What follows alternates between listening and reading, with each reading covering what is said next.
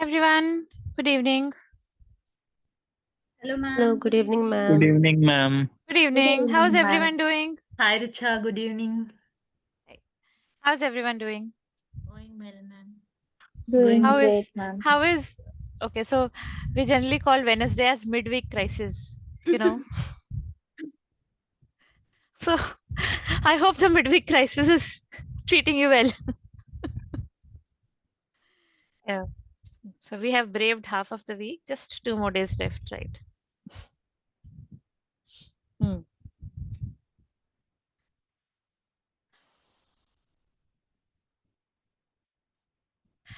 So before I hand it over to Sharmila, let me just tell you about our upcoming HEOR and RWE conference.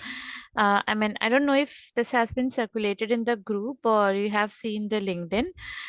Just allow me a second to share my screen, okay? Okay. I hope my screen is visible. Yes, Richa. Okay. Can everyone see? Yes, ma'am. Okay, Yes, Yes, ma'am. so ma'am. we are coming up with HUR and RWE conference. Vanguard means forum where all leaders are there. So it's organized by CleMed, Dual Sphere, and our academic partner is KIHT. Okay, so what do we intend to do in this conference, and how is it different? So it is different in a way that you will get to interact with the industry leaders, hear their talks and views on HUR, RWA, market access landscape, a couple of AI sessions as well, sessions on medical affairs. So it's spread across 3 days. And also, it has something for you all called as the abstract submission, but this is optional if you are interested. And the selected abstracts will also get a chance to have their presentations done. Okay, and there will be rewards for first, second, and third, about which we'll be releasing flyers soon on LinkedIn. Okay, so we have partnered with some of the AI companies, CROs. This is how we are bringing in. We have academic partners, KIHT, as I told you, Gitanjali University, and couple of other pharmacy colleges also, which are seeking their internal approval. Okay, so this is us, as you can see, right? So let's meet our speakers. So these are distinguished guests. So these are our speakers. We have speakers from across the globe. So if you see, we have people from Pfizer, IQVIA, PJI Chandigarh, from Singapore, from Eversana, Mura Trial AI, Kalam Experts, Inside Health, Invercept, Merck, Minarani, Nested Knowledge, and a couple of few more speakers from AbbVie, Ferring, and few more AI companies as well. So as I said, they are seeking internal approvals, and I should have their photographs up and running in a day or so. So, and two speakers from Optum also we have with us, right? So the registration is open.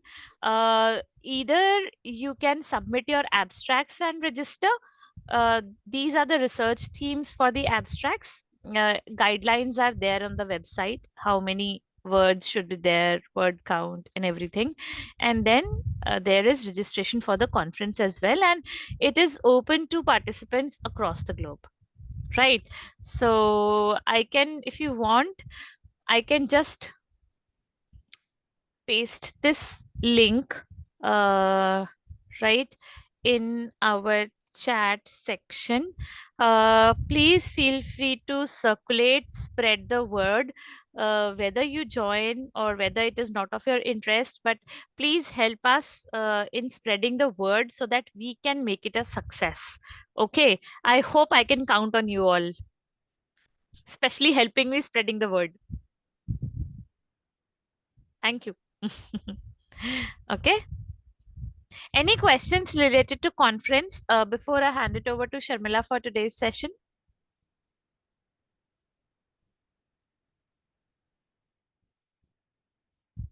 Okay, if you have any, drop me a message. Sharmila, you want me to share my screen, right? That's correct, right? Yes, Richa. Just give me 1 second. Okay, let me first.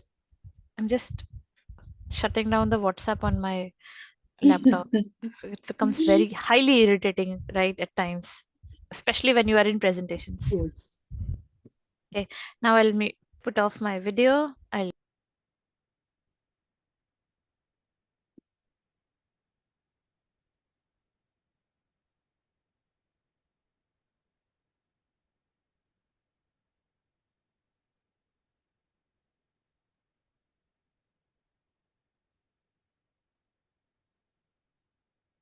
Yes, we can see.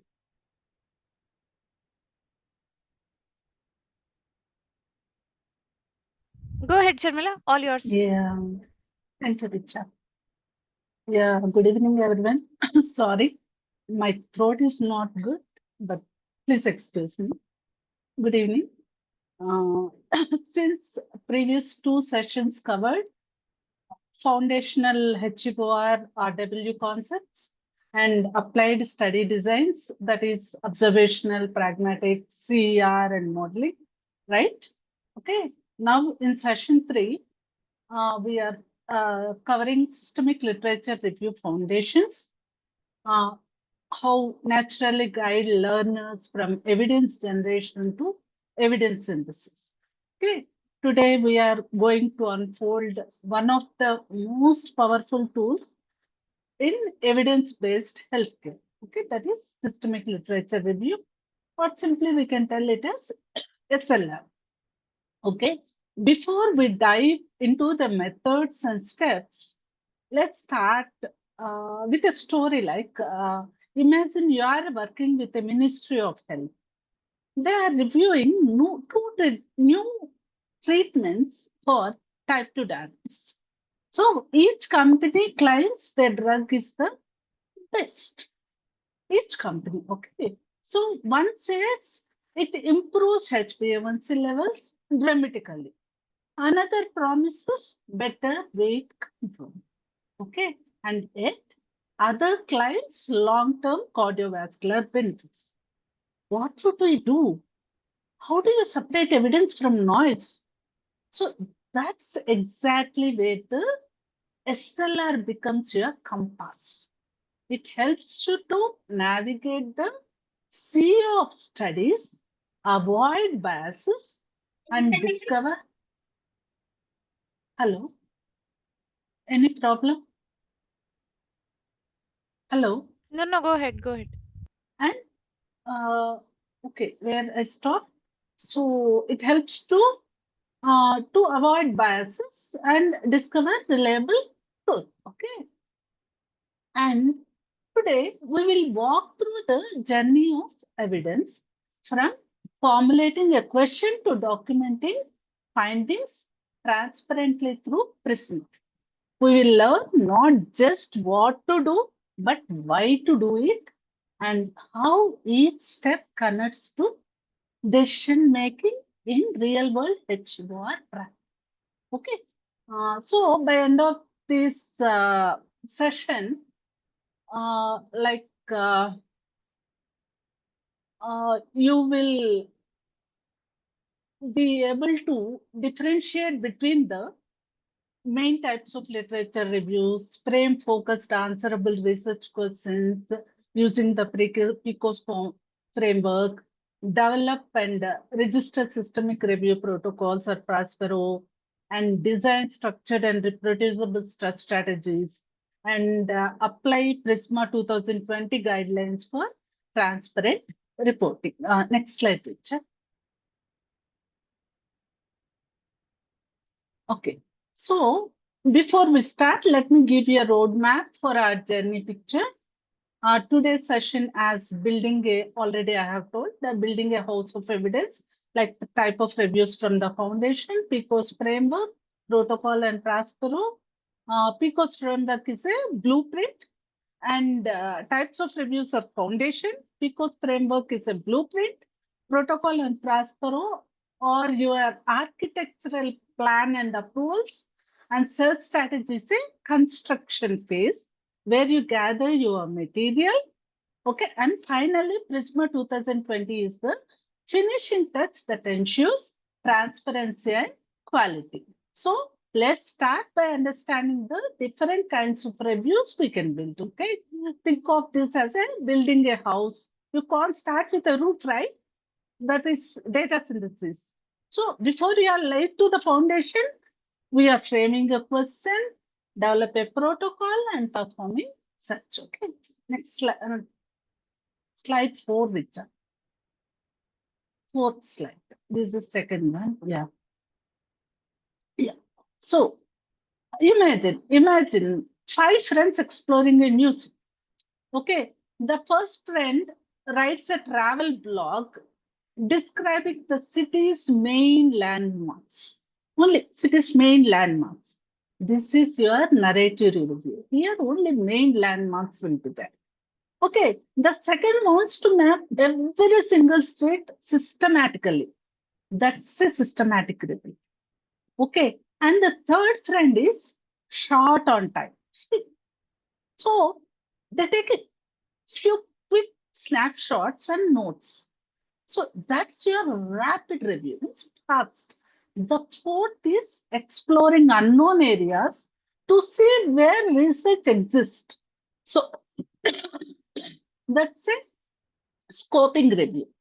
And at the last one, compares all the city maps created by others. Okay, this is an umbrella review. Okay, each of these review styles serves a unique purpose. It's like choosing the right tool for the right job. So let's go through them one by one. Okay, so if you come narrative review, imagine you are writing a background section for a new therapeutic area, say obesity management. You are not answering a very specific question. Instead, you are painting the big picture. That's what the narrative review does. So here, it summarizes what's known, highlights trends, and helps the readers understand context. So it is less structured but very useful at the exploratory or conceptualization stage of research. So what is the key message here? That is broad overview and storytelling style synthesis. Okay. If it comes to scoping review, excuse me guys, 1 minute.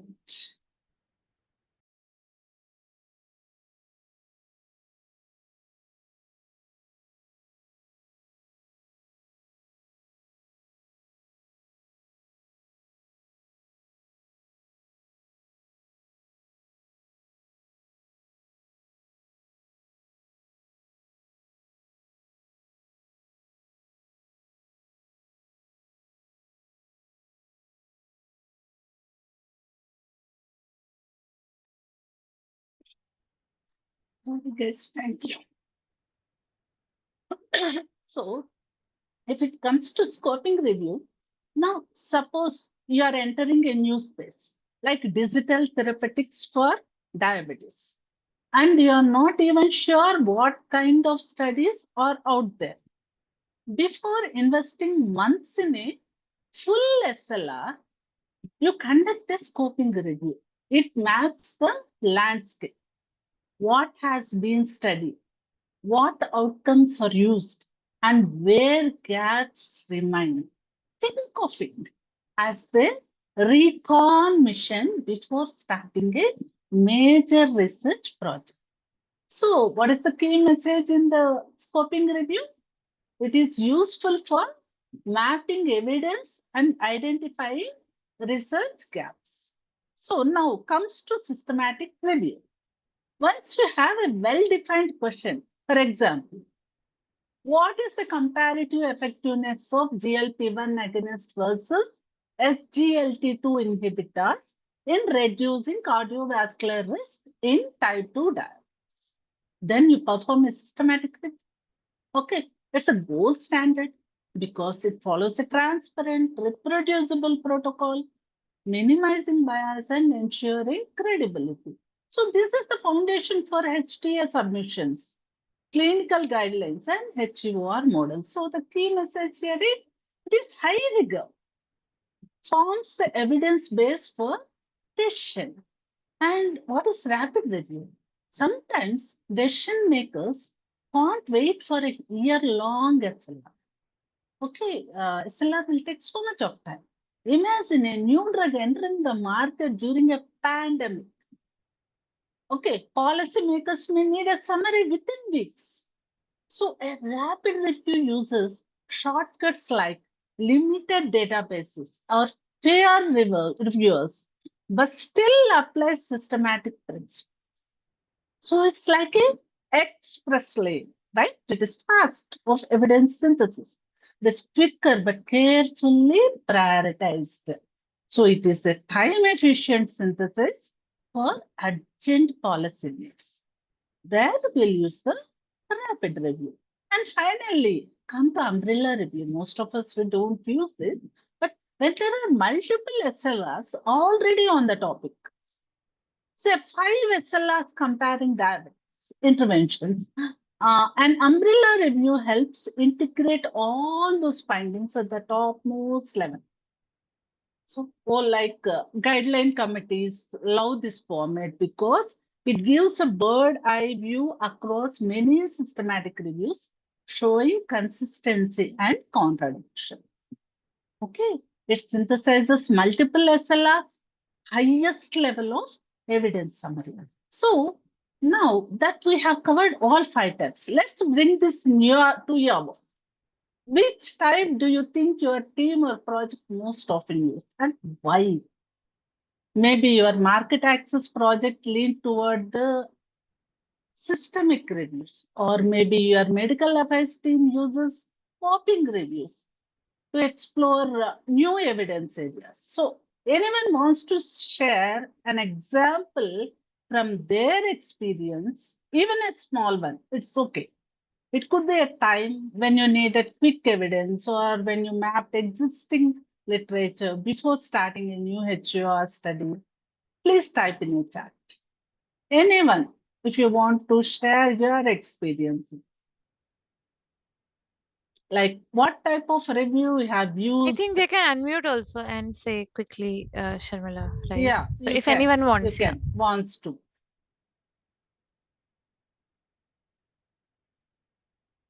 Okay. Okay, here I'll give you few. Actually, some worked on systemic reviews. That's common in HEOR and HTA. It ensures our conclusions are defensible when presenting to payers or regulators. Some may be on scoping reviews. Please apply yourself, okay? Maybe you're not unable to answer, but just you apply with your projects. Some may be on scoping reviews before launching SLRs. Okay, that shows strategic thinking. Scoping reviews save time and help refine because before investing in full searches. Okay, some may be on rapid reviews for internal decisions. Okay, uh, because that become a trend, especially for internal policy or budget impact decisions under tight times. Okay, maybe most of us never done umbrella reviews. That's okay. They're more common in academic or guideline development context, but it's good to know how they synthesize evidence at a meta level. Okay, guys. Okay. Next slide, Richa. Okay.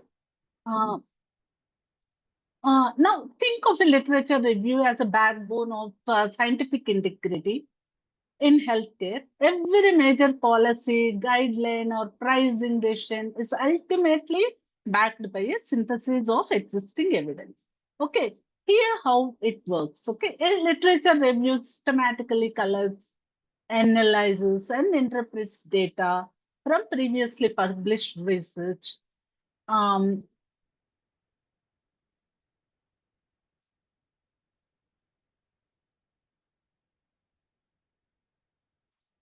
1 minute. Am I on the wrong slide, Sharmila? I hope so. These are the warm-up exercise, but we missed one slide in between, this one. Or is it covered? I covered. Next slide. Next slide. Okay. So just 1 second. Let me go.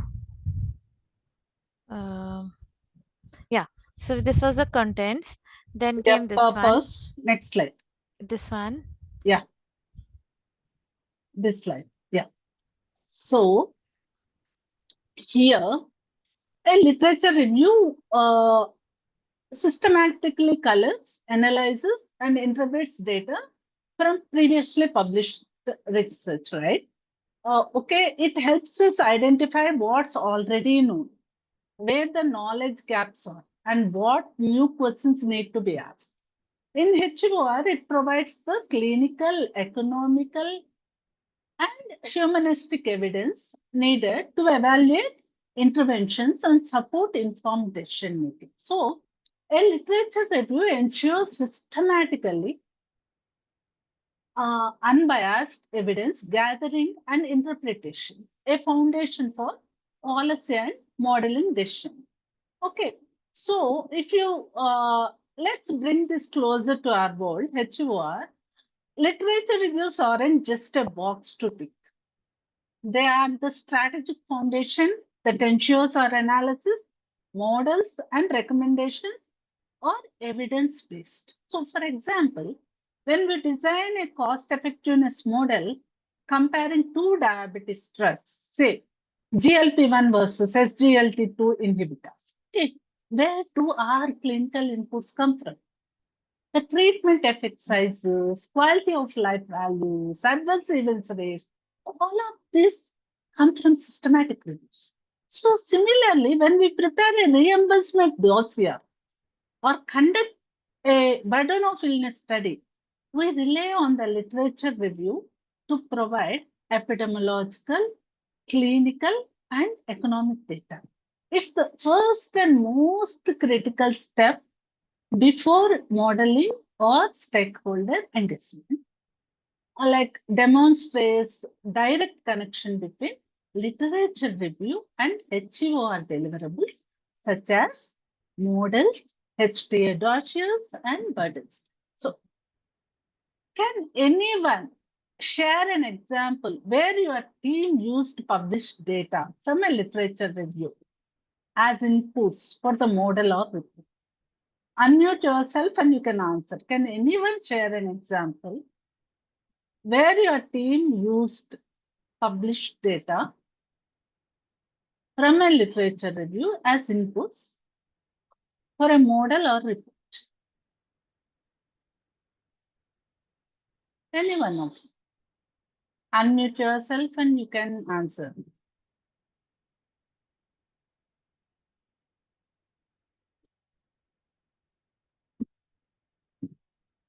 Feel free, guys. You can answer.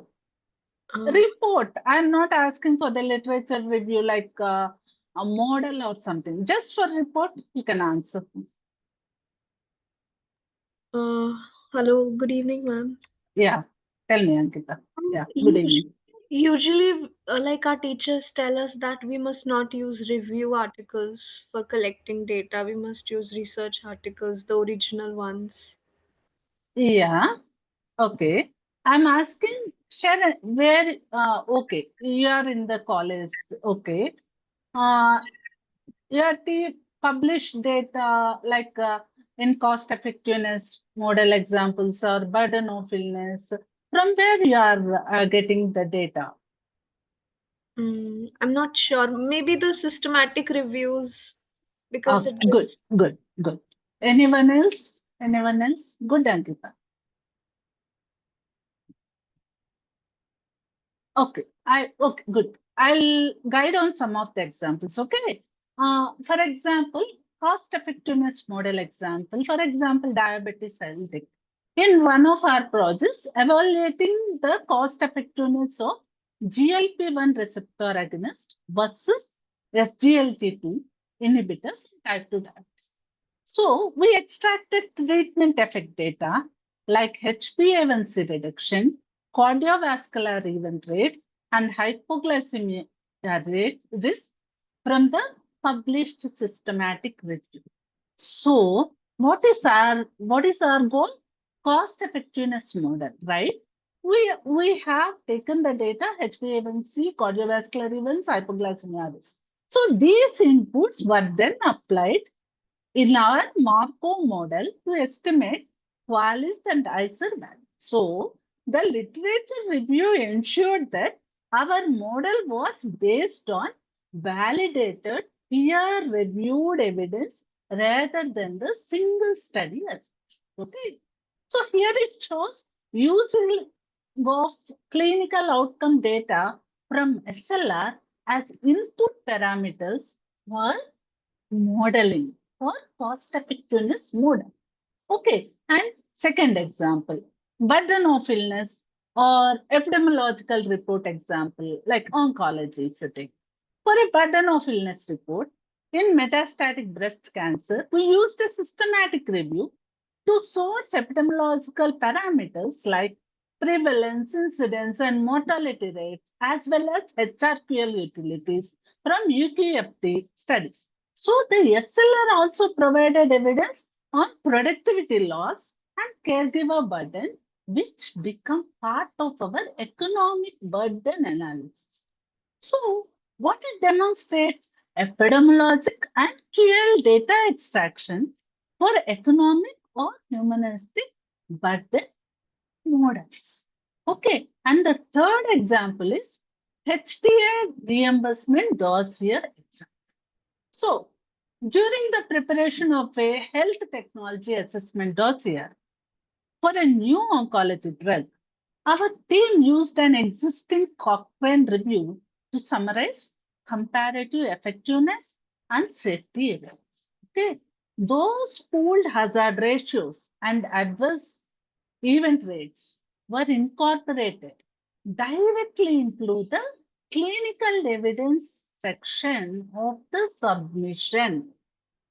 What it provided? It provided transparency and consistency with what HTA bodies like NICE expect.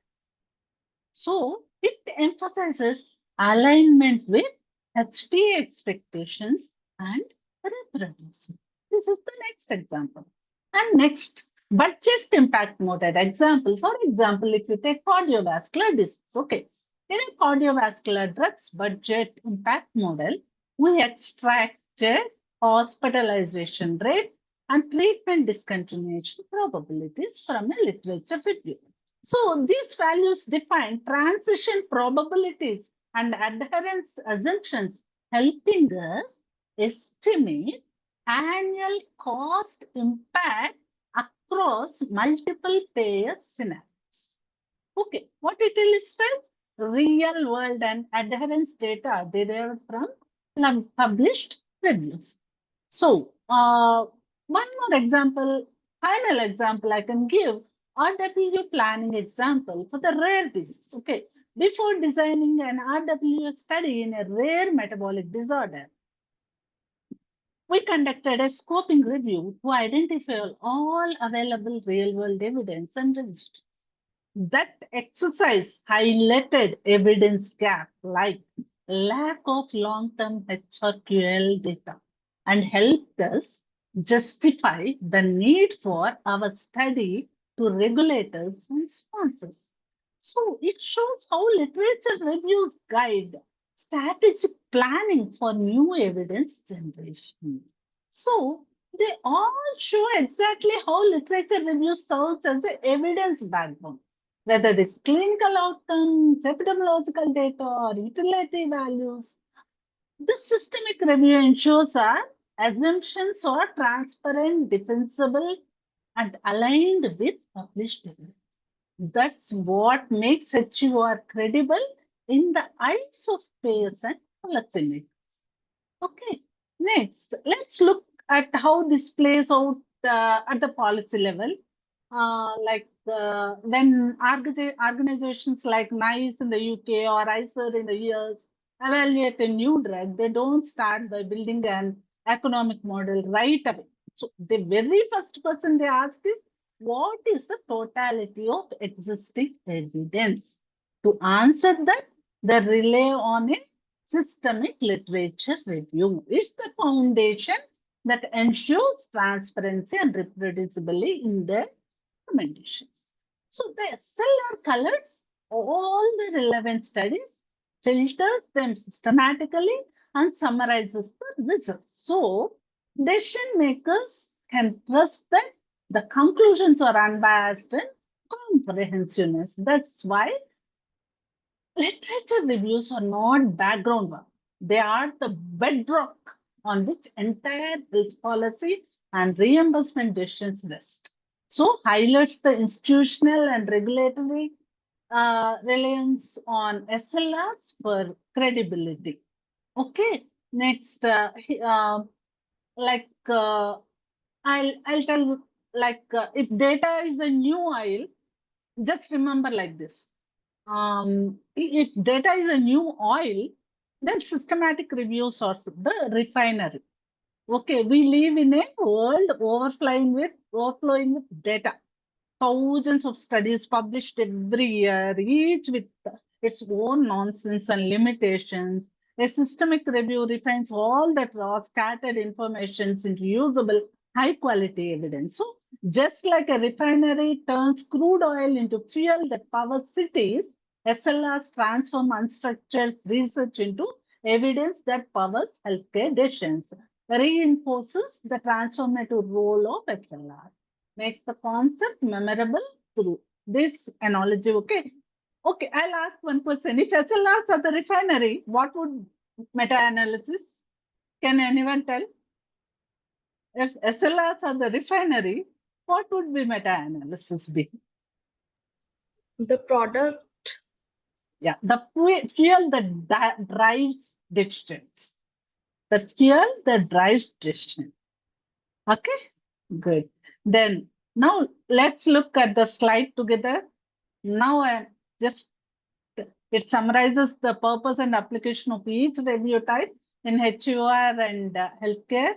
Scoping reviews, imagine you are entering, just I'm recapping, okay? You are entering an unfamiliar research territory like digital biomarkers in Parkinson's disease. You are not ready to run a full SLR yet. You just want to know what's out there. So scoping reviews means I'm giving one more example for your just refining. Okay, scoping reviews map the breadth of evidence, clarify key concepts, and identify gaps. So in HEOR, they are perfect for early stage exploration of emerging treatments or before defining your systematic review protocol. So rapid review.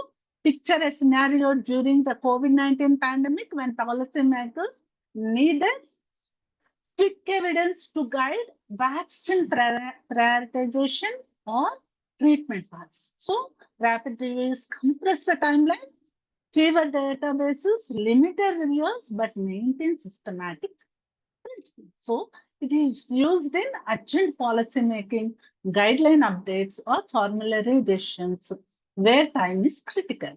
Umbrella review, think of umbrella reviews as a meta of metas. This meta of metas, okay? When multiple systematic reviews already exist, for instance, several SLRs comparing antihypertensive drug classes, an umbrella review synthesizes all those findings to provide high-level conclusions. So, ideal for guideline committees, HTA bodies, and strategy decision making. And if it comes to narrative review, this is your broad storytelling style review. It does not follow rigid methodology, but is excellent for summarizing background knowledge or trends. Used in grant grant proposals, educational materials, or thought leadership pieces to build conceptual understanding. When it comes to systematic review, already we all know it is a gold standard. When you have a focused question, does drug A reduce, for example, drug A reduce hospitalization risk better than drug B? A systematic review collects all relevant studies, assess quality, and synthesizes results. When data is homogeneous, A meta-analysis statistically pulls the results, right? So used in HTA, can used in HTA, guideline development or submissions requiring robust comparative evidence. Each review type uh, serves a specific methodological and strategic purpose in HEOR. So walk through each box on the slide and pause. Like this, and now let's reflect on how these review types fit into your work. Which type does your team or project mostly used? So I will tell once again, in HEOR, literature reviews are interwoven into almost every deliverable. Okay, without these reviews, our models would lack credibility and our policy recommendations would lack a solid foundation. Shows multidimensional HEOR relevance across deliverables. Next slide, Richa. Okay. Now that we have understood the purpose, and I hope you all understood the purpose and application of each review type, let's make this more practical. Okay. In HEOR, every project you work on, whether it's an HTL submission, economic model, or real world evidence study, it connected to the specific type of literature review. Let's do a quick activity to match each review type with a kind of HEOR output it supports. Okay. You're seeing in the slide, there are two lists, right? List A and B. Review types and HEOR deliverables, right? Match the review. Anybody from the session, anybody can answer. Match the review type to the HEOR deliverable. See list A and B, match the review type to the HEOR deliverable. Anyone can unmute and you can answer.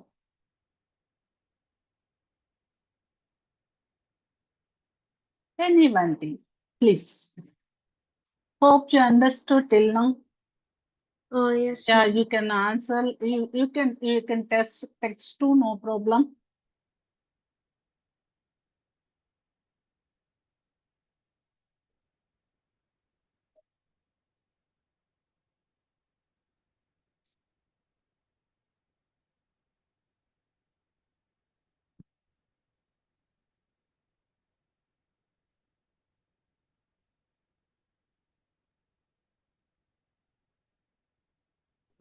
Yes, yes, Anybody? ma'am. A rapid review will be for Hello, the ma'am. policy for time. Tell me, tell me.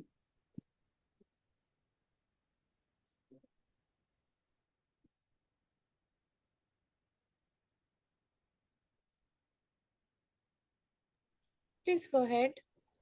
I mean, Go ahead. answer. Yeah. What's your answers? Yeah. Yes, ma'am. I'm Likita. So I'll match up list A with list B, like based on my knowledge. Uh, like first scoping review, I think it matches with the real world evidence protocol development as it is the preliminary step while entering the comprehensive systematic literature review. So it helps in protocol development. Next, rapid review. Uh, it matches with the a D of list B, like policy or formulary decision under time constraint, and systematic literature review and meta-analysis, which matches with the cost effectiveness and budget impact modeling, uh, followed by narrative review, matches with uh, E of list B, strategic guideline or evidence summary, and umbrella review, which helps in HTA dossier preparation. Yeah. Yes. Good, Likita. Yeah. Very good. Very good for your answer, Likita. Okay. Anybody else? Anybody want to answer? Hello, ma'am. Hello, ma'am. Tell Hello. me, Ajit. Yeah, scoping review, same as for real world evidence protocol development and HTA dossier preparation, systematic review and meta analysis cost effectiveness, budget impact modeling is umbrella review, and policy and formulary decision under time constraint is rapid review, and strategic guideline or evidence summary is Good. Yes. narrative review. Yeah, good. Oh, anyways, I'll explain this. Whoever not understand, please please see this exercise so that you can understand better. Okay. Now let's see the matching of each review types with the different use cases. So for scoping review, very good. Likita and Ajita both told it is RW protocol development and LD evidence mapping. Okay. So why? A scoping review is like an exploratory phase of research. So it tells you what's out there and what's missing. So in HEOR, we often conduct scoping reviews before designing a real world evidence study or a full systematic review. Okay, it helps identify what type of data already exists. So epidemiological, clinical, or economic. So, and where the research gaps lie. So, for instance, before developing an RW protocol on obesity management, a scoping review can reveal which population have been studied, what outcomes are reported, and where data are lacking. So, the scoping review is your compass. It helps you chart the landscape before committing to a full research. Okay. Then, if it comes to rapid review, evidence at the speed of works, right? So, it is policy or formulary decisions under time pressure. So, rapid review is like a fast track version of a systematic review. So it's systematic in principle, but streamlined in practice. So fewer databases, limited screening, and tighter timelines. So this is particularly valuable when decision makers such as payers, hospital committees, or public health agencies need quick, credible evidence. So, for example, during the COVID-19 pandemic or in urgent formulary decisions, right? So, rapid reviews summarized emerging data to guide immediate. So, they may not capture every single study, but they strike the right balance between the rigor and speed. So, giving stakeholders timely insights without compromising transparency. So, and in systemic review or meta-analysis, it is a gold standard we know. Okay, it is HDR dossier, cost effectiveness, and budget impact modeling. So the systematic review is a foundation stone of evidence. So it's comprehensive, transparent, and reproducible, ensuring that the conclusions are based on all relevant high quality data. So in HEOR, this is our most powerful tool when preparing a cost effectiveness or budget impact model. We pull clinical outcomes, adverse event rates, and utility values directly from systematic reviews or meta-analysis. So these reviews also form the clinical evidence section of HTA dossiers. The part regulator is scrutinized most carefully. So think of a systematic reviews as an engine room of HEOR, okay, where raw research gets refined into credible evidence that powers decision models and payer submission. And then when it comes to narrative review, it is a big picture storyteller, right? So background for grant proposals, training decks, and conceptual frameworks. So narrative reviews are more flexible and descriptive. They don't follow the strict search or selection protocol, but they are fantastic for providing context and conceptual clarity. Okay. Richa, you can move to next slide. Okay. So here we have given the answers for this. So umbrella review sits at the top of the evidence pyramid. Okay. It does not summarize individual studies. It summarizes entire systemic reviews. Imagine you have systemic reviews comparing different diabetes treatments, an umbrella review combines and contrasts their findings. And somebody question, so to combine an umbrella review with cost effectiveness modeling, first conduct an umbrella review that summarizes findings from multiple systematic meta-analysis on the same topic. Okay, register the protocol, include only published SLRs, extract pooled outcomes such as effect sizes, quality of life values, adverse events, and cost, and assess their quality using tools like different tools. Okay, and use their pooled quantitative results as inputs in the cost effectiveness model. So the model estimate qual is cost and the incremental cost effectiveness ratio. Okay. Finally, we need to interpret whether the intervention is cost effective under the willingness to pay threshold. Okay. We can tell in short, the umbrella review provides high-level pooled evidence. Okay. I think I answered your question. I have seen the question in the chat. Okay. Then, so to summarize, scoping reviews helps us explore what's out there. Rapid review helps us decide quickly, and systematic review helps us prove with rigor, and narrative review helps us understand context, and umbrella reviews helps us integrate knowledge. So together, these methods ensure that HTOR decisions are not just data-driven, but evidence-balanced, tailored to the timeline, purpose, and depth of every project, right? So, to conclude this session, let's remember literature reviews are not the background music of research. They are the orchestra conductor.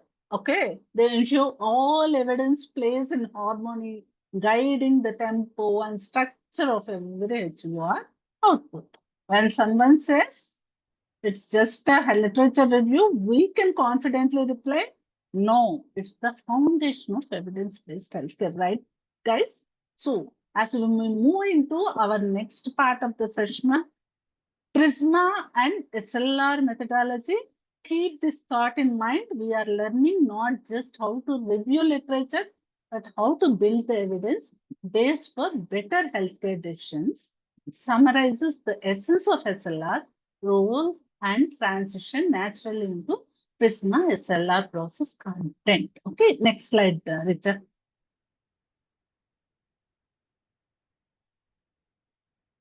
So, here, a systematic literature review or SLR is much more than a Google search or a PubMed query. All of you know, it's a methodology. Think of it like a chef following a recipe. You can't just toss ingredients and hope for the best, right?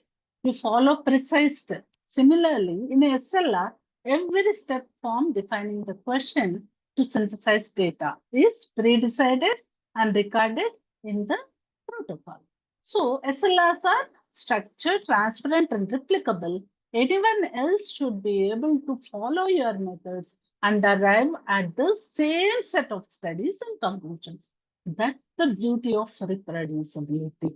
Okay, in our diabetes example, imagine we want to compare GLP-1 receptor agonist and insulin. Our goal is to find every relevant study, evaluate their quality, and summarize them to inform whether GLP-1s are truly more effective or cost efficient. Next slide, Richa. So, why is the SLR called the gold standard? Because it removes bias and ensures completeness. It's a safeguard against selective evidence, what we call cherry picking. Okay, think of what happened during early COVID-19. A few observational studies of hydroxychloroquine created global buzz, influencing policy decisions. But later, large scale systematic review synthesized all available trials and clearly demonstrated it wasn't effective. That's the power of SLRs. They correct the narrative with comprehensive truth. So, key benefits to emphasize: comprehensive and transparent. It eliminates selection and publication bias, increases the validation, mandatory for HTA submissions and guidelines, and it saves time for policymakers and clinicians by consolidating reliable evidence. So that now that we understand what an SLR is and why it's powerful, let's look at how we conduct one step by step. Next slide.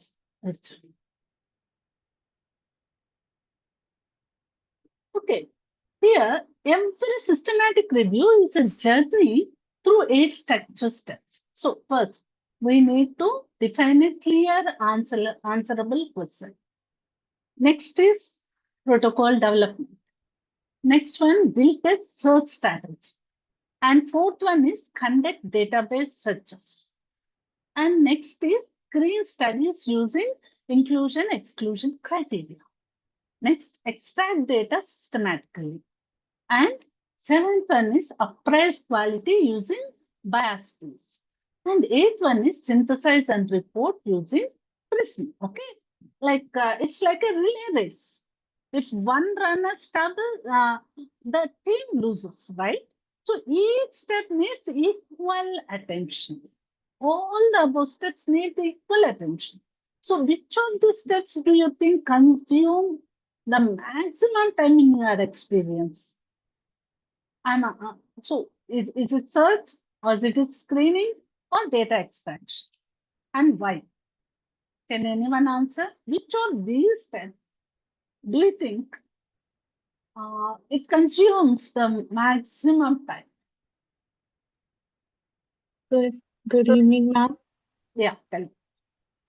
Ma'am, it's data screening because if we don't do data screening in a right way, it might affect our study because of biasness. That's why I think it is the most time-consuming section. Good, Ritika. Anybody? Anybody else?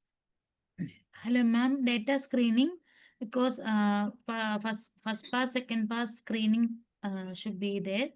So data screening will be taking more time. Good, Rajita. Anybody else? Good evening, Data ma'am. screen. I think it's data screening because based on our inclusion and exclusion criteria, we need to go through the research papers. So I think it's data. Okay, okay. I'll answer. Okay, so thank you for your answers, guys. Good for your attempt. Screening, yeah. Most of you are. It is a real bottleneck, yeah. In most systematic reviews, screening is the most time-consuming step. We may retrieve thousands of citations from multiple databases, and each must be screened at the title abstract level and then at full text. So, if few reviewers are involved as required for quality assurance, every conflict must be resolved through consents. So, even with tools, the process is still labor intensive because of manual judgment. So, the challenge lies in balancing speed and accuracy, excluding irrelevant studies without missing important ones. So, why it is important? High volume of records after deduplication and requires human interpretation and two-stage process, and inter-reviewer discrepancies take time to resolve. So, screening often becomes a bottleneck not because it's complex, but because it's repetitive and heavily dependent on human decision making. Okay. So, if it comes to data extraction, it is detail heavy and error prone. So, others might find data extraction the longest phase, right? Especially when the studies included are complex or heterogeneous. So, each study characteristics, outcomes, and results must be carefully captured in standard tables. So, extraction can become tricky when outcomes are reported differently across studies. for instance, different measurement scales or time points. It is also time consuming, okay? Because it involves reading full text thoroughly, requires consistency and attention to detail, need multiple checks for accuracy, may involve recalculating or harmonizing results. So even though screening handles more records, extraction consumes deeper intellectual effort. So especially for quantitative data or economic outcomes. So if it comes to search, it is foundation, but usually structure. So few people say such um, so developing a robust search strategy involves balancing sensitivity. So not missing any relevant study and specificity like avoiding irrelevant hits. So it's iterative. You test, refine, and rerun searches across multiple databases like PubMed, Embase, and Cochrane. However, once finalized, search tends to move faster compared to the human-intensive screening and extraction. So, it requires methodological rigor and validation.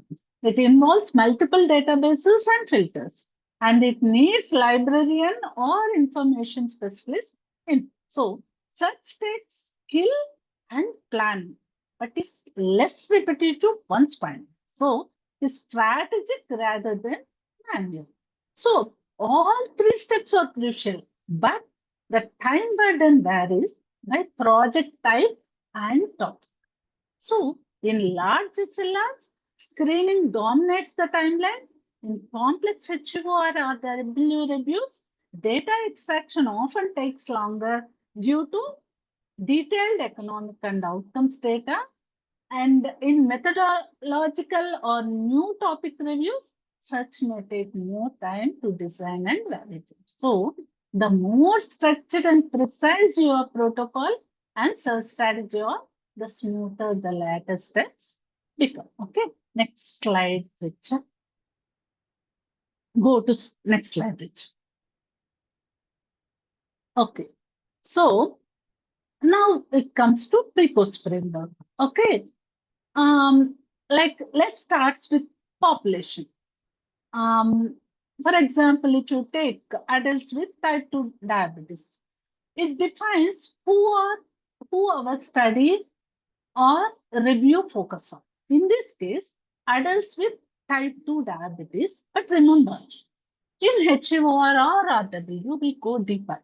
We define age range, disease state, treatment setting, or comorbidities. For example, adults aged 40 to 65 with type 2 diabetes, inadequately controlled or oral therapy.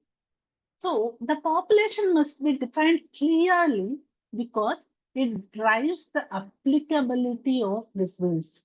If you define it too broadly, we invite noise. Okay, if you define it too narrowly, we miss relevant studies.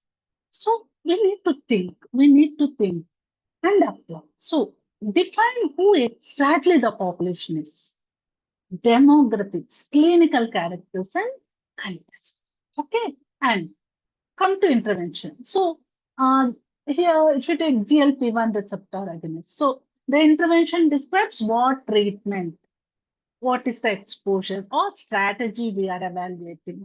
In this case, it's GLP-1 receptor agonist. I have taken the example. When defining interventions, specify the molecule name and the dose, route, or duration. So in HEOR, we may also define the treatment strategy, monotherapy, add-on therapy, or sequence. So clear intervention definitions prevent confusion and make study selection easy. Okay, define the intervention in enough detail so reviewers can identify comparable studies. So take GLP-1 receptor agonist. What are all the GLP-1 receptors? We can list out. So what are the monotherapies in that receptor? What are add-on therapies? What are the combination therapies? All we need to list out. So Like that, we need to be very specified. If there is any synonyms or anything, we need to do like that. Then, if you come to comparator, basal insulin, in the same way as intervention, we will do here the comparator. So the right comparator in HEOR, choosing the right comparator is crucial. So it affects clinical relevance, policy interpretation, and economic outcomes. So comparators should reflect clinical practice and fair context. So not just academic choice. Okay. And outcomes are like HbA1c, quality of life, cost, adverse events. So uh, the outcomes define what we are measuring. So if you come in HEOR, we move beyond clinical endpoints like HbA1c to include economic and humanistic outcomes like quality of life, healthcare utilization, cost, and safety. So clearly specifying primary and secondary outcomes helps guide data extraction and synthesis. So here it includes outcomes that capture all dimensions like clinical, economic, and humanistic. And if it comes to study design, like RCTs, comparative cohorts. So the study design determines which type of studies are eligible for inclusion. For example, RCT offer high internal validity, but limited validity, limited generalizability. Okay, like in last class, I explained this.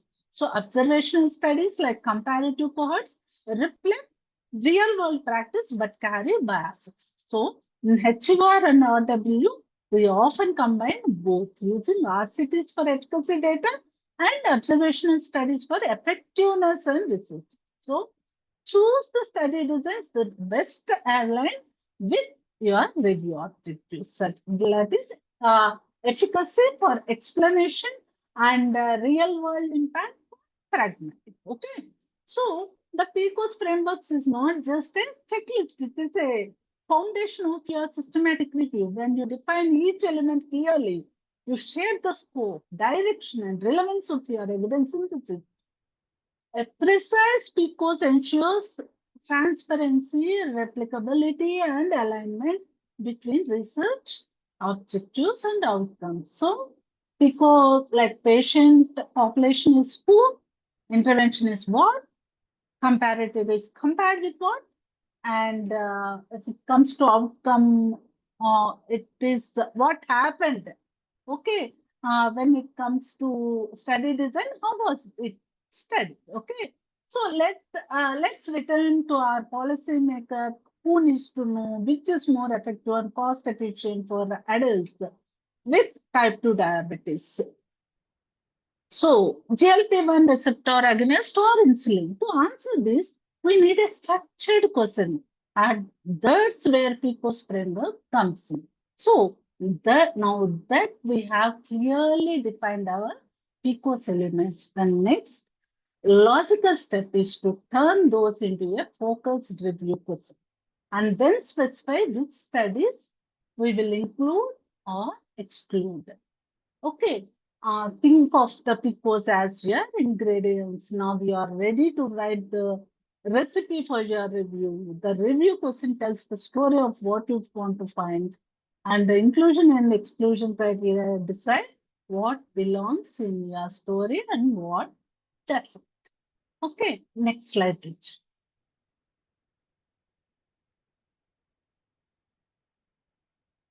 So, once the review question is defined, we need to establish eligibility criteria. That is, which studies qualify for inclusion and which do not. Okay, this what like for example here as per this, it is a hypertension. I'll take one more example. In adults with type 2 diabetes, how to GLP-1 receptor agonist compare with basal insulin in improving HbA1c, quality of life, and cost outcomes across randomized and observational studies. So, here, as per the population is adults diagnosed with type 2 diabetes, and intervention is GLP-1 receptor agonist. So any molecule, dose or formulation of GLP-1 and comparator is basal insulin or standard therapy.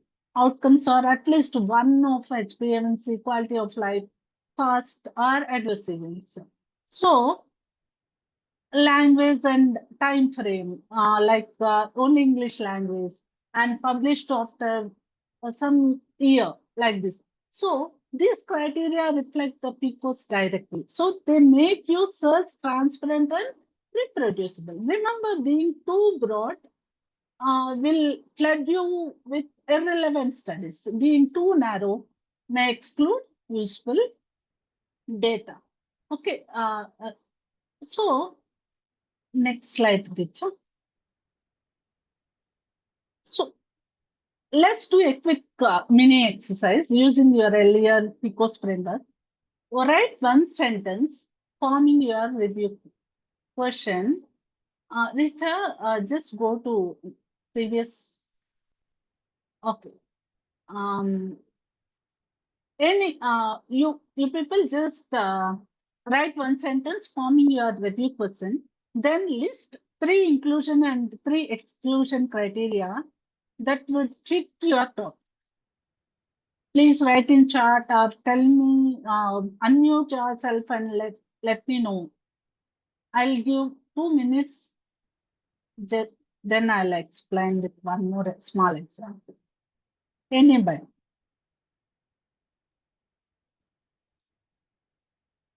Tell one question, frame one question, think, write, frame one person, and let me know what are the inclusion, what are the 3 inclusions and 3 exclusions from that question. Right? You can text in the chat or you can unmute yourself and let me know.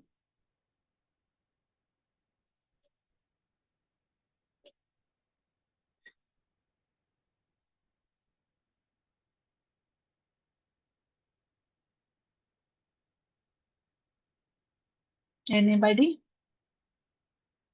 No? Okay. Go to next slide, Richa.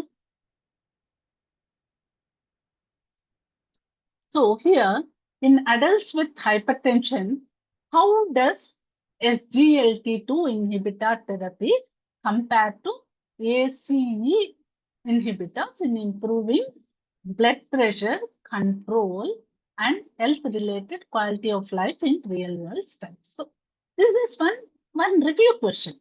You just think yourself. Take one population, take the interventions, take comparative, and what are the outcomes? You know what may be the outcomes you can see with that disease condition. So like that, you need to frame a question and see. You need to include. First of all, you need to include and exclude the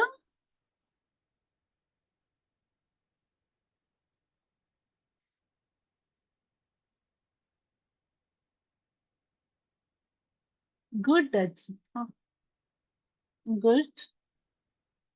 Yeah, nice. Yeah, right. So here, what are the inclusion criteria? It is adults with hypertension. Based on the question, we have prepared 3 inclusions. That is adults with hypertension, comparative RWE or observational studies. That is the study design inclusion and study reporting blood pressure and QL outcomes. And if it comes to exclusion, it is non-comparative studies and pediatric population because we are taking only adults, right? And studies without QL data because we have asked HRQL. So like this, so frame the questions. Initially frame small questions and do the exercises yourself. Okay. Okay. See, so how defining inclusion and exclusion criteria forces the clarity. So it tells you the strategy, what to look for, and your reviewers what to accept or reject. So let's one of the most important steps in keeping your SLR consistent and defensible. Okay, so because defines the key components of your review. The review question turns those components into a clear answerable statements, inclusion and exclusion criteria, operationalize that question, turning it into actionable rules that guide you search, screening, and extraction. Okay, based on the inclusion criteria, we'll search, right? So, together, these steps are the blueprint of your systematic review. They ensure that your process is structured, transparent, and scientifically sound. If equals is the what, then your inclusion and exclusion criteria are the how of your systematic review. So, uh, clarity at this stage is crucial because your pre-course defines your entire review. If your question is vague, your evidence will be noise. Okay, guys? Okay, next slide, Richard. So, actually, common mistakes we usually do in the framing pre-course is when I first started conducting reviews, I made a classic mistake like making the question too broad. It's like casting a net so wide that you catch everything from whales to seaweed. Okay, like that. Okay, what you want, we can't able to get. So, common errors include mixing population, combining too many outcomes, or not defining comparators clearly. So, start narrow, precision is your friend. Once the foundation is strong, we can always expand the scope in future. Next slide, Richard. Next slide. So, your protocol here is GPS. It is a protocol development. Your protocol is your your GPS. You define your route before you begin the journey. Without it, you will make random turns and never reach your destination. So you must ensure transparency and pre-planning, prevents bias by freezing methods before results, clarifies team roles, and serves as a guide for reviewers and stakeholders. Next slide, Richa. So when teams begin a systematic review, they start by writing a protocol document, okay? Aligning everyone on objectives, scope, databases, and quality appraisal methods before a single paper is retrieved. Next slide, Richa. So once a protocol is drafted, we register it on Prospero. And it is an international, most of you know, an international registry hosted by University of Art. Registration avoids, if you register there, it avoids duplication, promotes transparency, and allows other researchers to see what's already underway. Next slide, Richa. So here in Prospero, it requires 23 structured sections when you are submitting. So it is covering rational, objective, speak post, inclusion, exclusion criteria, data extraction methods, and it's not a one-click process, but once approved, your SLR gains credibility with a unique registration ID. Next slide, Richa. So, guys, I'm giving this work to yourself only. Visit the Prospero website. Here in the slide, I have given clearly the URL and all. Create an account. There are 23 sections. Fill in 23 sections covering your rational objectives, inclusion, exclusion, and PICOs. Just means you can't submit, but just try to do it. Okay, submit for review and wait. Means if it is good, then submit for review and wait for your Prospero ID. Okay, once approved, it becomes a publicly visible actually. But try to do if it is try to do as a guest. Okay. Has anyone registered a protocol before in Prospero? Any one of you? Hello, I have registered a protocol in Prospero. Okay. How was your experience there? Yes, ma'am, actually 6 protocols we have registered, but this is like 4 or 5 years ago. Then the way they were asking to fill is different, and now they've recently changed the protocol. So we will be in the future, like in 1 month, we are making a protocol ready for submission. So first we downloaded all their thing and have kept it ready, so we can just copy paste when we are going to upload the protocol. Okay, okay. Please try to register and let me know your experience in my next session. And Yes. others to go as a guest and do the registrations. Okay, guys. Okay, next session, Richard. Next. Okay, search strategy. Come. So now it is like a detective work, right? Now imagine you are a detective looking for every clue about your topic. Okay, your databases are the different neighborhoods you must explore. So your search terms are the clues you chase. So the goal is to ensure no relevant study is missed, right? So because we identify search facets based on PICOs and create synonyms for each facet and combine with Boolean operators like and, or not. So validate using no reference articles. Okay. For type 2 diabetes, like diabetes mellitus, um, some of the synonyms I'm giving. Type 2 diabetes, diabetes mellitus, type 2, or type 2 T2DM. Like that is the disease. And for the drug, GLP-1 or liraglutide or dulaglutide. So that is synonyms. And insulin.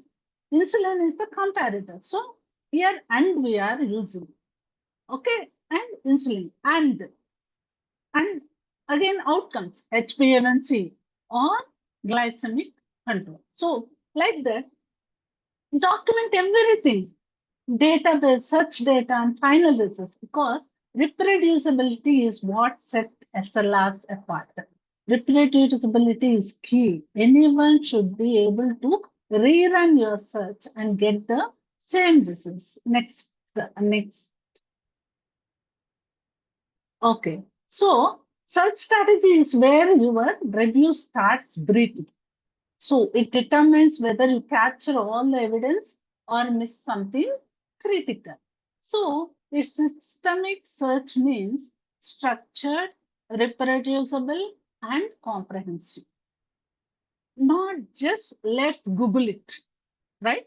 The process begins with your PICOs, then expands through Boolean logic like and, or, not, and field searching and controlled vocabulary, like I told you, type 2 diabetes, like this. So a good search is scientific, not accident.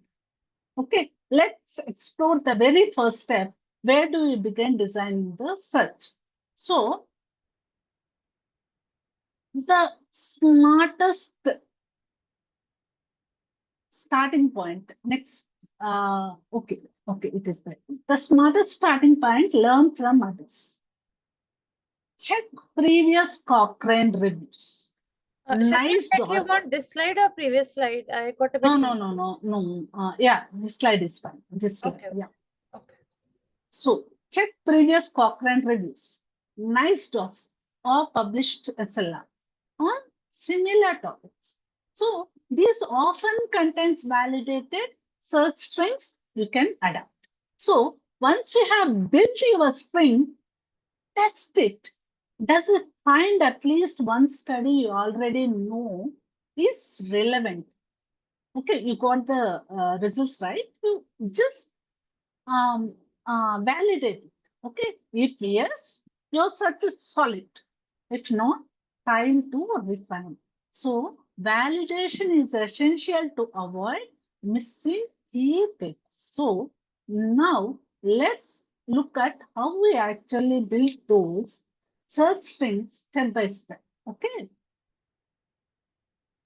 like every PCOS element becomes a facet in your search, like population, intervention, comparator, outcomes, and study design. For each facet, we create a filter of related keywords. Then we cannot these facets with Boolean operators. So that's how we move from broad concepts to targeted elements. Which Boolean operator do we use to combine synonyms? Anybody can tell?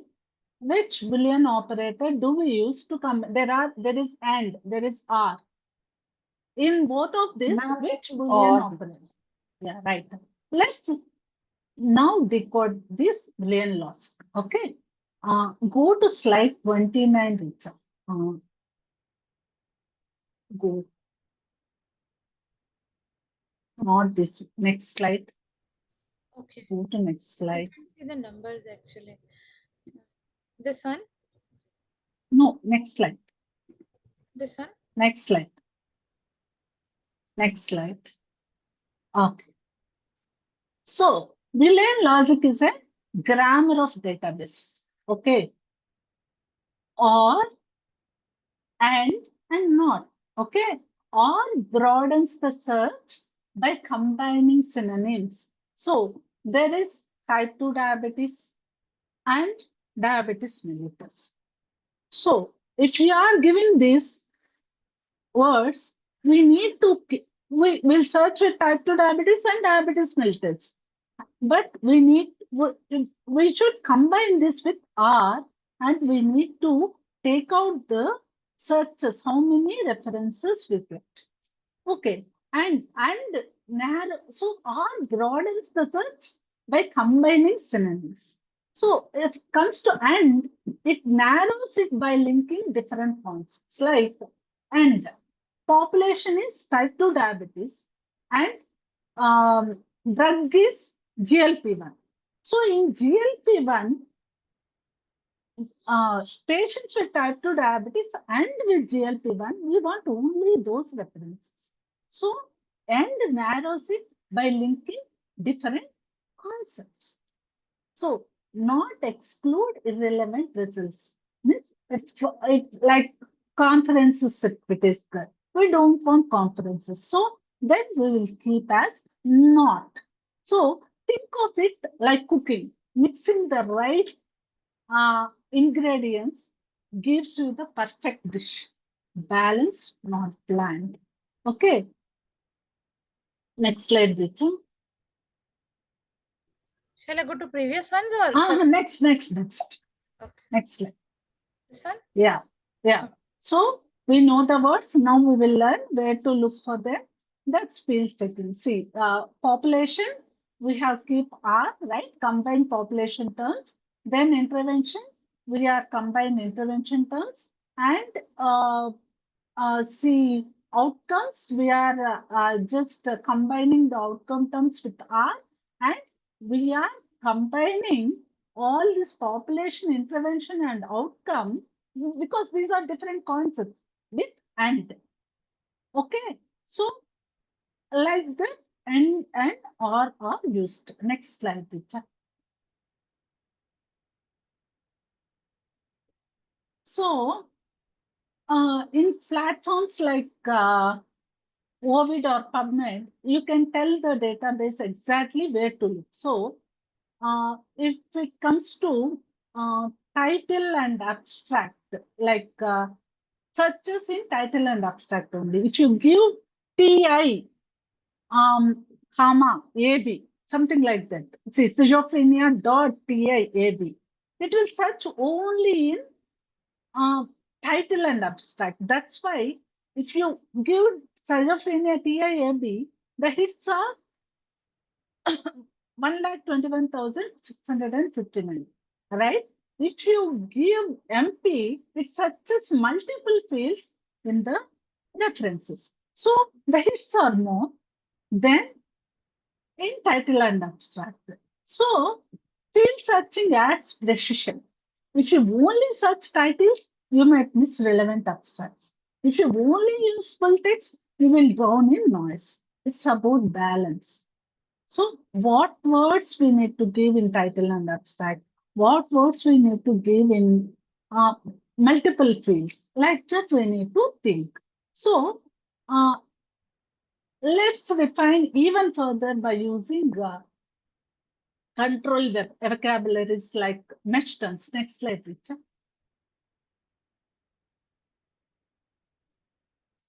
So here, databases use controlled vocabularies or organized studies like in Medline. If you see in Medline, mesh terms, for example, official heading for type 2 diabetes is diabetes mellitus type 2, type 2. So whether an author writes type 2 diabetes mellitus or non-insulin independent diabetes, the systems groups them together. Okay, using mesh and keywords together makes your search both comprehensive and accurate. So before the term is exploded. So EXP, if you give, so it will explode. So there may be different terms for Medline and MBase. For example, that's type 2 and in MBase, it is non-insulin dependent diabetes mellitus. So that's why we'll give the slash. Next slide, Richard. So now that we can capture concepts, let's learn the capture word variation using truncation and wildcard. So truncation and wildcard. So this is truncation. Next slide, Richard. So truncation using protect here. So truncation and wildcards save you for typing every possible word form. So use protect. For example, here we are given protect. So protect, if you give that star, so it retrieve protect, protects, protection, protective. So whatever is there after protect, all the words will come. So next slide, Richa. So if you use hash, the symbol hash replaces one character. If it is randomized, sometimes in some references we'll write as ZD. In some references we'll write as SC. So if you keep RANDOMI at E, then whatever the references with ZD or SC, all will retrieve. Okay, and the next word is question mark. So here it covers optional characters like color. So color, some references, there won't be U. U is not there. So COLOR, if it is there, it will retrieve. COLOUR, if it is there, it will retrieve.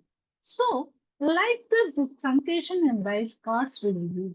So these small symbols make a big difference when you are working across global literature with spelling variation. So can anyone tell how would you use truncation for hospital? Hospital.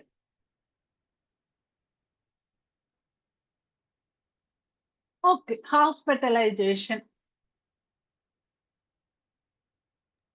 I use hospital with asterisk. As or adjunct. Hospital also we can use for like protect, we'll use hospital staff. Okay. Next slide, Richard. Next slide. So sometimes we want two words near each other, but not necessarily side by side. That's proximity searching. Okay. For example, here we are previous slide.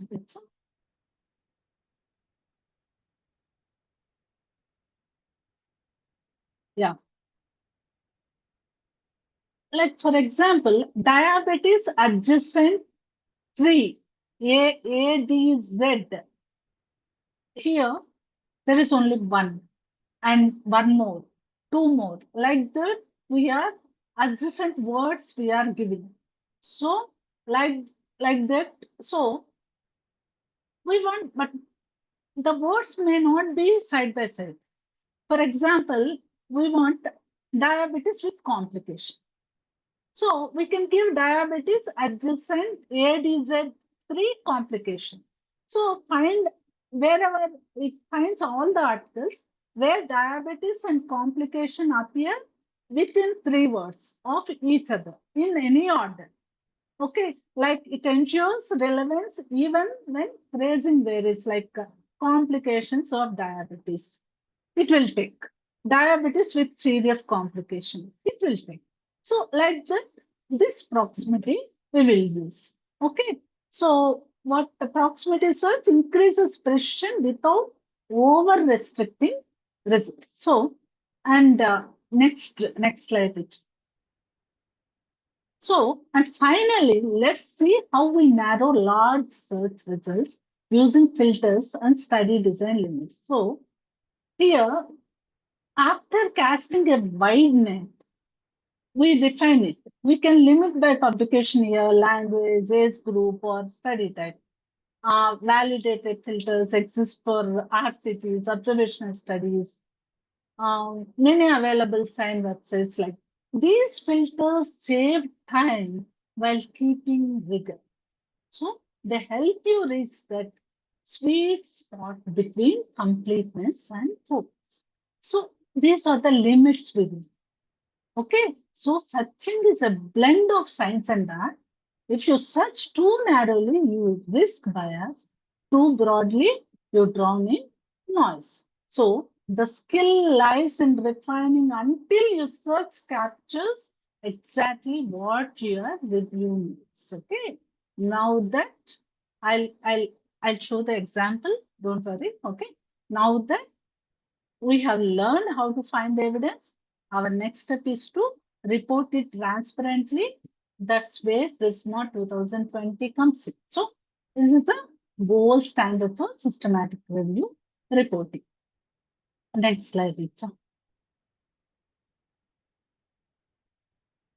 Go to next slide. Next slide. Okay. So when your review is complete, you must tell the story of your evidence in a structured way. That's where Prisma 2020, that is preferred reporting items for systematic reviews and meta-analysis comes. So here, next slide, please. Here, so there are 27 checklist items. Ensure you to report every step. Title, rationale, search, inclusion, results, and funding. So promotes clarity, reproducibility, and integrity. So think of Prisma like your final audit. It shows every step you took, ensuring transparency and trust. So it's not just a formality. Journals and HTA bodies require Prisma compliance. Okay. Read this. You all from first of we know all of these things. You just go with the slide and read this. You can be able to understand what are the 27 items in the checklist. Go to the next slide, Richie. So this is the Prisma flow chart. So this flow chart is your visual storytelling tool. It shows how many studies you found, means from search strategy to inclusion and all. How many we have included, how many came to the final stage. So how many studies you found, how many screened, how many excluded, and how many finally included. So all the picture will be there here. So for example, we began with 1200 records, removed 300 duplicates, screened 900, reviewed 200 full text, and included 45 studies. So the Prisma flow diagram tells this journey clearly. So HTA reviewers and journal editors often look here first. It tells them immediately whether your process was rigorous. Okay, next slide, Richard. So, see, this is an exercise. So,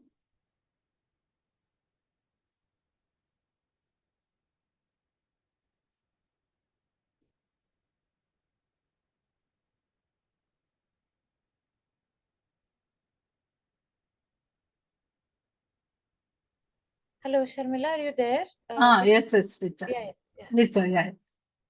So, imagine a 64-year-old patient walks in with a newspaper article claiming a new fat blazer pill. Chitosan melts away. Wait, he's tried everything, diet, exercise, supplements, and now asks, should I try this? Okay, this scenario is not just about advice, it's how every evidence-based decision starts by framing the right question. And that's where our focus framework helps. So let's break, all of you can able to see the screen, right? Let's break this question into PICOs, population intervention, comparator outcomes, and study design. Please, everyone answer to this query. Do this exercise. Let's break this question into PICOs.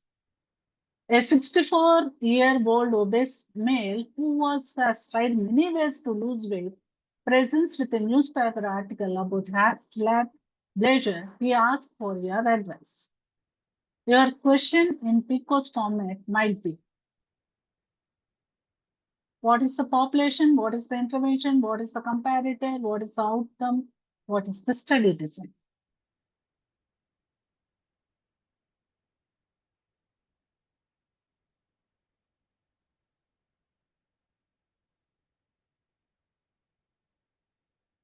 Can anyone? You can unmute and you can answer me otherwise.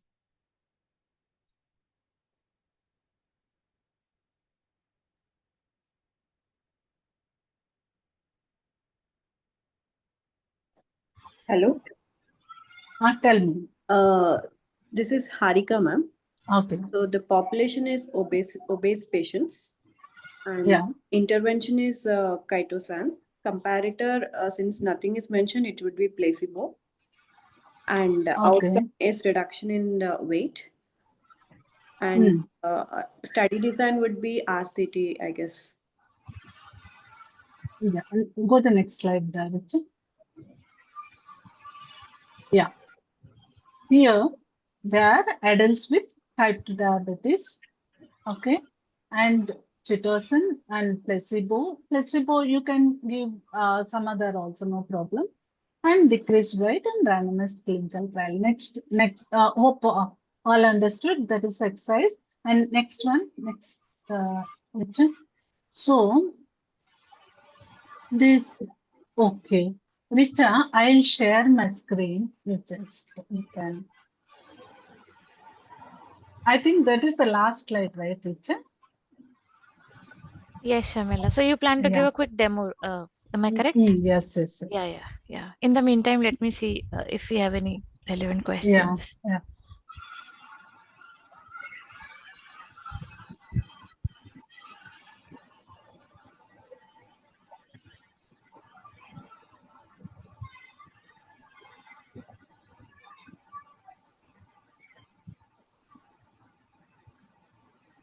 I think you've covered all the questions, Sharmila. So, Yeah. Okay. See, in the PubMed, I am showing. Okay.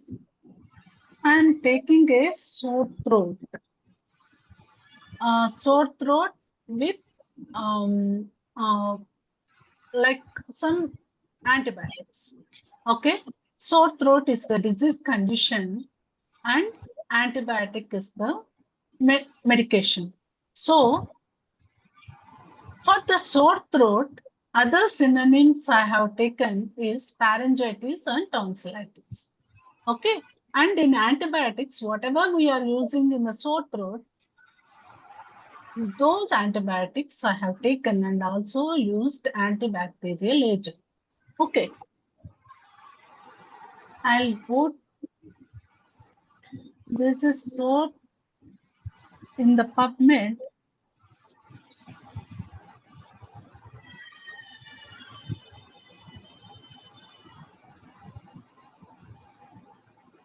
Okay, this is the first search.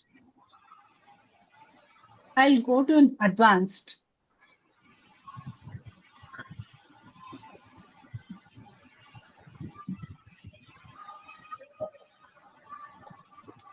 One more time I'll go because I kept filters. Sore throat search. I'm going advanced. So how many we got? 489.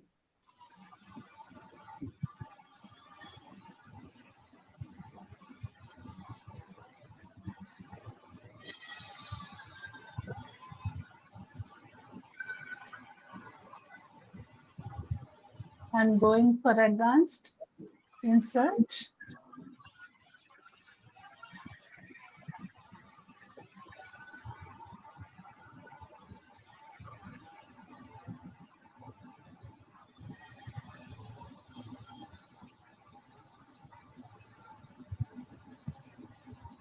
In search, we got 26,280 disease.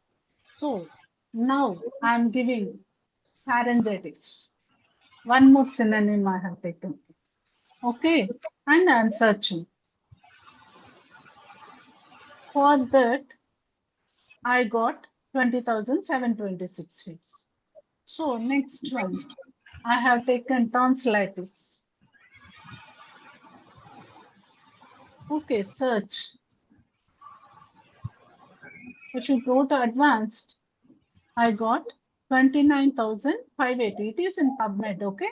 So if you go to advanced, we can see this history. Whatever search we have seen. Okay, then it is pharyngitis. So if you search advanced, what is the difference between this and this? Both are same words. Here we are giving a freely, and whatever if there is any synonyms that will come into this hits. But here only this word will come. So there is less number. Okay. Then these are the population. All right. What we have thought. If the population is there, we are using the Boolean operator R. So this 1, 2, 3, and 4, whatever is there in the searches, so I am searching. So maybe some references are there. There may be duplication of the references. So if there is duplication, it will go here. So here 46,444 searches we can find. Then I'm coming to the drug. So first antibiotics. So for antibiotics, we got these many hits. Okay. Then for azithromycin and one more drug we have taken, that is azithromycin. Search.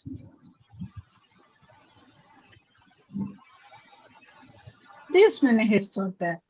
And penicillin means for these drugs there may be with different diseases, but we will keep and afterwards.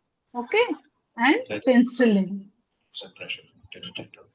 People who are not speaking, please put this on mute. It's disturbing.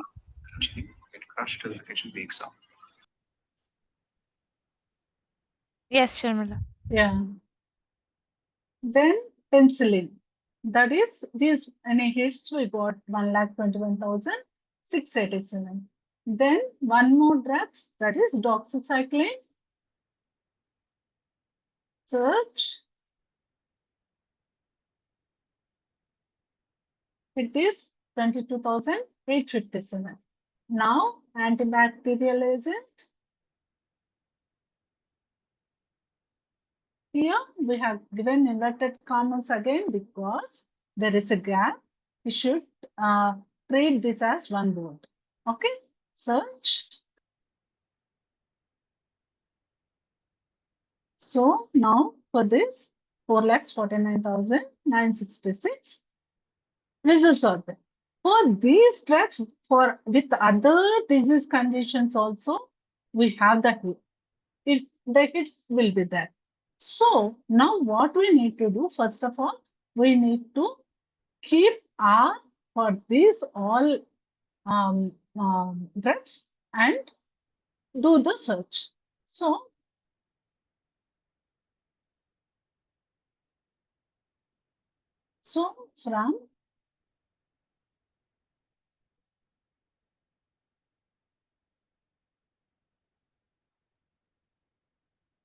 from 6 to 10. From 6 to 10, we have this list. Now we want the references with sore throat and with antibiotics. So what we need to do, we need to take the references with sore throat. It is 5, #5, and with antibiotic.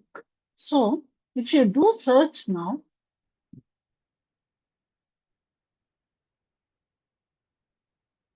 what will happen? We got only 8,187 references. These are the references with sore throat and antibiotic. Okay, these are the references which are speaking about antibiotics on sore throat.